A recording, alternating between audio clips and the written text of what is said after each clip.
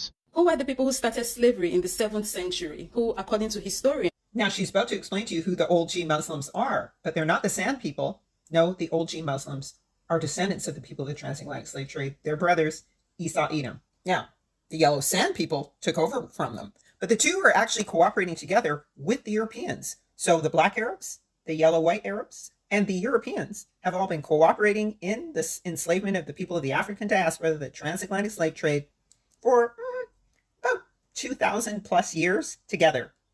Let's get into it. So according to Nature Knows No Color Line, here is the description of the Arabs. And, there's often confusion about this. Let's get into it. So how do they look? Because everyone thinks that, over there in that land, that the Arabs are white people with white skin. Here's just some highlights here. Niger means black. Niger, black. It's the surname of Simeon, one of the 5 prophets and teachers of the church at Antioch, who were led of Yahuwah to send forth Paul and Barnabas. Probably a Hebrew Christian from North Africa. So it is associated with black skin. All right? And then it says of the black Moors and the Arabs, so predominant was black skin of the Moorish invaders of Europe that the blackamoor, black as Moor, came to be used not only for the Moroccans, but for other blacks as Ethiopian and Sudanese. As Elliot Smith says, the Negro admixture is so evident among the Moroccans. So when you're talking about blackamoors, all right, Negroes, they are black people. So the real Arabs are black. The original Arabs are black. All right. Hambly, a more recent writer, says in physique, a Moor may be a Berber or an Arab or a mixture of the two with Negro blood as well. All right. So talking about the Negroes. It says many American Negroes are indistinguishable from Arabs. That's the report of the meeting between President Roosevelt and King Ibn Saud. Okay. And King Ibn Saud is actually a descendant of the Rothschilds. So let's get into the Arab slave trade. Because the Arab slave trade has been a very powerful slave trade. All right. It continues to this day. All right. And so these are the white Arabs who took over from the black Arabs in enslaving the whole world. But first it started, of course, with the original Arabs who were black Arabs. As we're learning more and more now, there was a conflation, in other words, a confusion and mixing of the identity of the Moors and the Jews, because it became taboo to call yourself a Hebrew or Yahudim because you would be persecuted or killed. So they started calling themselves Moors, and Edom was calling themselves Moors. But it's actually the Moors who enslaved. When they talk about slavery in West Africa or even coming out of Europe, if you're talking about slavery, you're talking about the Edomites, the Arab Edomites, and the Arab Africans, the Arab Muslims enslaving the Israelites and even force converting them to become Muslims and then sharing and taking on their identity. Again, this is the Umayyad dynasty, and they were a Bantu dynasty who were West Africans. So they were Shemites, and they helped the Arabs to conquer Western Europe. The Turkic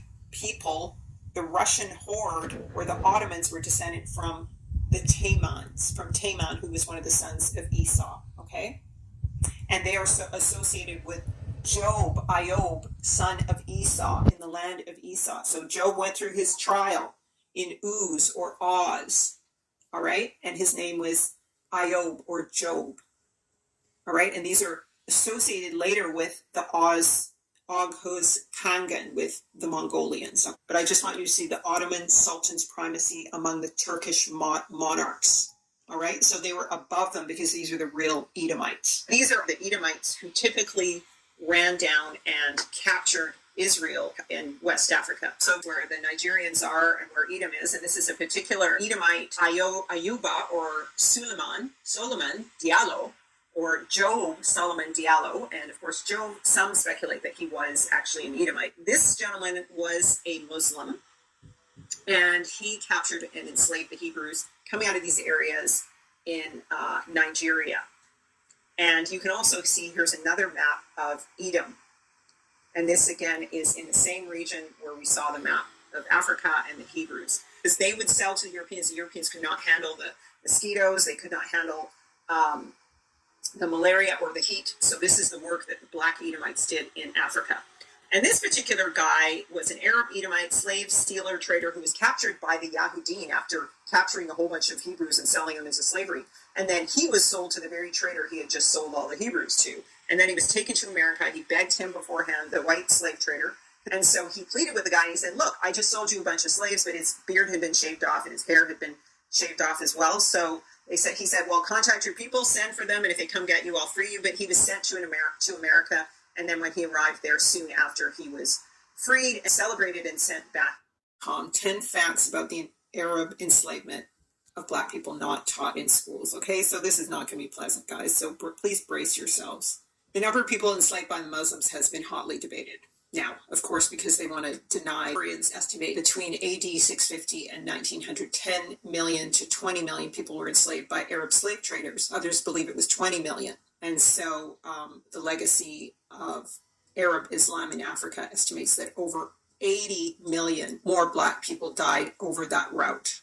Typically dealt in the sale of castrated male slaves and Black boys between the age of 8 and 12. So Israelite boys between 8 and 12 had their members completely amputated. 6 of every 10 bled to death during the procedure, according to some sources. But the high price brought by eunuchs on the market made the practice profitable. Some men were castrated to be eunuchs in domestic service, and this practice was not only limited to Black males. The real indigenous North Africans are black, brown. That's the truth. I don't care if you like to hear it. Here is a Berber man. Here is a Tuareg man. Here is a Fulani man. They look the same. They dress the same. The women have the same face paintings. They have the same music, same culture. These are examples of real indigenous North African tribes, or Moors as the Spanish feared them. But North Africa today have many descendants of white Arab colonizers, European, Spanish, Italians, French, that are not indigenous North Africans, and they have the same racist colonial mentality as their forefathers. And they oppress Black Berbers, Black Tuaregs, and Black Fulani, so they have to flee down the Sahara Desert to the Sahel area.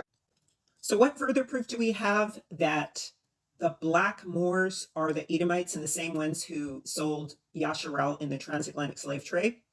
Well, we have the saying which associates Esau Edom with the kingdom of Nimrod, symbolized by the leopard and the cougar and the black panther. In Jeremiah it says, can the black Moor change his skin, or the leopard his spot? Then may ye also do good that are accustomed to do evil. And so Edom is the Black Moor who wears the leopard spots because he took the cloak of Nimrod and inherited the Babylonian kingdom from him. All right, and then we have further evidence as to the location of the land of the Black Moors and Edom. And it says in Ezekiel 29, I will make the land of Egypt an utter waste and desolate from the Tower of Sevenah unto the borders of the Black Moors. Now, Egypt is America, but when you cross the Red Sea, when the land masses were closer together, when Israel crossed the Red Sea and returned to the land, they had to deal with Edom first and pass through his land because his land is right on the west coast of Africa. And so that is the borders of the Black Moors, the borders of Edom. And then finally, we have proof of the participation of Esau Edom, the Fulani Black Moors, Shemitics, as being the actual Black Moors who are ruling the West with the West, France, Britain, and America and Canada, because it says, when the king of the West comes into Africa, he'll have power over the treasures of gold and silver and over the precious things of Egypt, of the Libyans, and of the Black Moors, where he shall pass. So he's always controlled the gold and silver there, just like he does in the Sudan, right? But now Russia and China are wrestling it from him, okay?